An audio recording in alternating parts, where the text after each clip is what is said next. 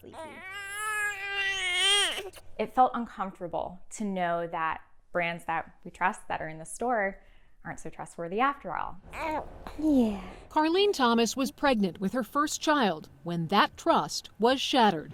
Congress had dropped a bombshell report detailing what it called dangerous levels of lead, arsenic, and cadmium in legacy brands of baby food like Gerber and Beechnut. The Food and Drug Administration reacted, saying the agency takes exposure to toxic elements in food extremely seriously, especially when it comes to the most vulnerable in the population. But Spotlight on America discovered the agency, calling it a high priority, failed to act when the issue first appeared on its radar. We did that work in 2017.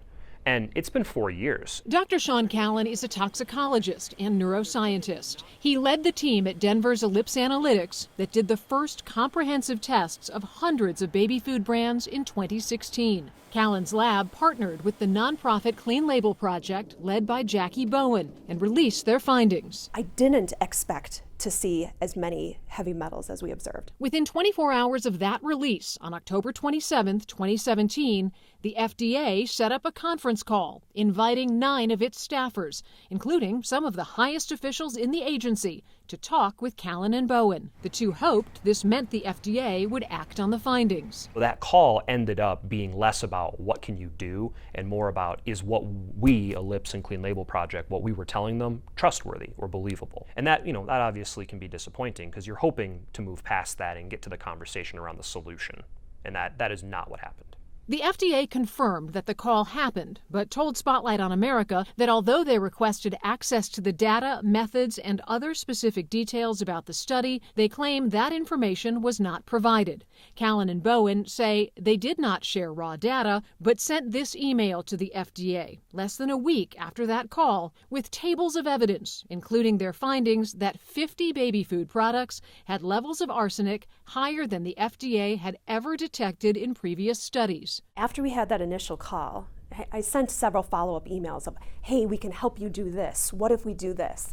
All to which we didn't receive a response to. The FDA says their work on this issue started long before 2017. The agency declined repeated requests for an interview with Spotlight on America, but in a statement said it takes toxic elements in baby food very seriously and established a work group 4 years ago to prioritize the issue. But this year, congressional investigators found the FDA's work group has not resulted in new or stronger regulations to protect babies, and the agency has failed to confront the risks of toxic heavy metals in baby food. It's been like peeling an onion. Every time we look a little deeper, we find another layer of pain. Dr. Philip Landrigan has dedicated his career to the health of children and is the director of the Center for Public Health and Common Good at Boston College. What responsibility did the FDA have to act on this information when they had it at least 5 years ago?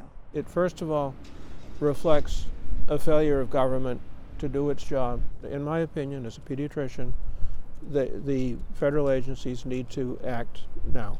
A call to act, essentially a game of catch-up, with rules many suspect could have been in place if the agency had moved back in 2017, when the first results sounded the alarm. So if it took 5 different consumer advocacy investigative reports and a congressional, hearing and investigation, I'm okay with it. I just look at it as it would have been a lot better if we could have achieved this 5 years ago. For Spotlight on America, I'm Lisa Fletcher.